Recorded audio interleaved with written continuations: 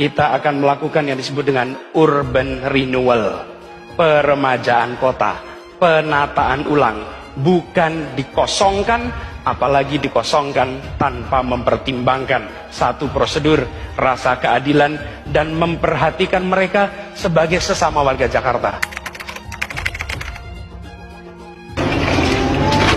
Tahun 88 sini saya, Pak. Berarti Ibu sempat milih Pak Anies dong? Sempat dukung Pak Gubernur Pak Anies, cuman Pak Anies gak tanggung jawab ini.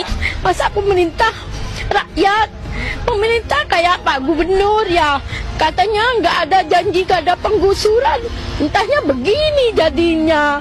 Tapi kan gubernur tinggal janji, katanya sebelum jadi gubernur Pak Anies janji tidak ada penggusuran.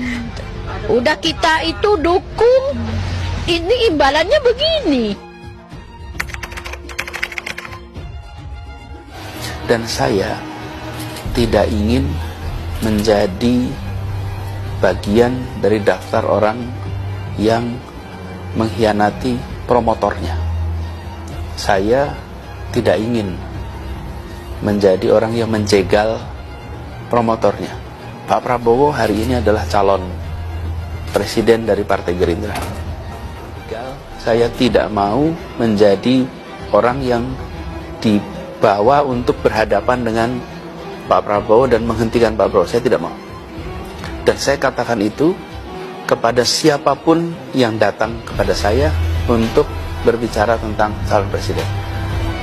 Saya menyatakan bahwa dengan penuh rasa tanggung jawab saya menerima pencalonan sebagai Presiden Republik Indonesia tahun 2024. Siapa presidennya? Apa partainya? Apa partainya? Siapa presidennya? Sudah berkali-kali garis bawahi, kami mengatakan berkali-kali sejak dulu, konsentrasi pada manusia, jangan hanya konsentrasi pada pembangunan benda-benda mati yang indah difoto dan bisa ditunjukkan dalam 5 tahun hasilnya. Justru yang harus ditonjolkan adalah pembangunan kualitas manusia.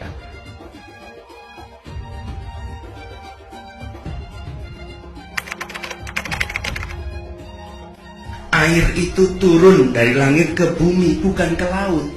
Harusnya dimasukkan ke dalam bumi, masukkan tanah. Di seluruh dunia air jatuh itu dimasukkan ke tanah, bukan dialirkan pakai gorong-gorong raksasa ke laut. Pompa-pompa statusnya siaga, begitu juga di Bina Marga, pompa-pompa bawah yang biasanya disebut underpass itu dalam posisi on. Pompa kita di Jakarta ini ada lebih dari 450, semuanya posisi siap, lebih dari 200 ada di muara, dan semuanya juga posisi siap, nanti ketika air sampai di muara maka siap untuk dipompa ke laut.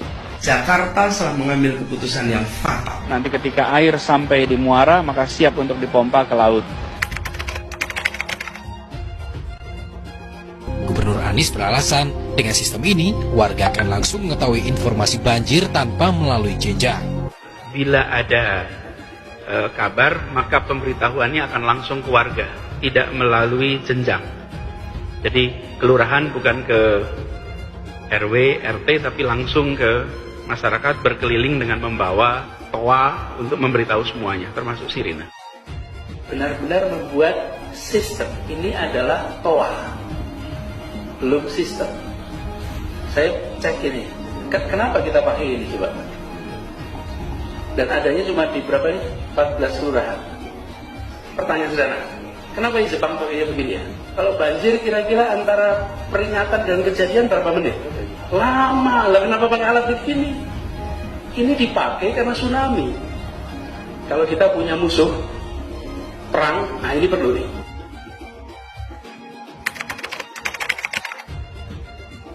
Air hujan yang turun di kawasan ini tidak dialirkan keluar, tapi dimasukkan ke dalam tanah. Di mana air-air hujan yang jatuh di kawasan kita jangan dikirim keluar halaman rumah, tapi siapkan lubang-lubang di dalam rumah, di perkantoran.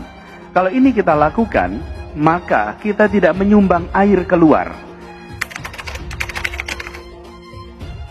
Nah ini guys, situ kita lihat tuh sumber resapan di situ tuh malah membuat jalan jadi rusak guys. Pada saat itu juga dikatakan kondisi di sini minim penerangan dan juga hujan. Pada saat itu pengendara sepeda motor menghindari sumur resapan seperti yang terlihat di layar kaca. Memang di jalanan terdapat beberapa sumur resapan dan ketika menghindari sumur resapan dan pengendara sepeda motor ini jatuh dan masuk ke seberang jalan. Saya mohon kepada pemerintahan yang sekarang untuk mengevaluasi kembali sumur resapan yang selalu membahayakan pengendara. Ini bukan yang kejadian yang pertama kali, udah sering sekali sumur resapan ini menghambat kendaraan-kendaraan pada jeblos. Lihatlah kejadiannya sekarang. Apa alat transportasi yang dimiliki oleh hampir setiap orang? Mayoritas akan menjawab sepeda motor. Bukan. Alat transportasi yang dimiliki semua orang adalah kaki. Kaki. Karena itu, yang harus dibangun pertama adalah untuk kaki. Ini gagasan. Karena kita mengalami kondisi yang cukup ekstrim. Sebagai contoh, tahun lalu hujan ada yang 140 mm sampai 180 mm yang biasanya dihitung harian. 140, 180 itu sangat lebat. Bahkan 180 bisa bilang ekstrim. Pekan kemarin itu jatuhnya dalam durasi waktu 2 jam setengah. Jadi bisa dibayangkan betapa banyaknya air yang jatuh pada saat bersamaan. Kondisi itu pasti menimbulkan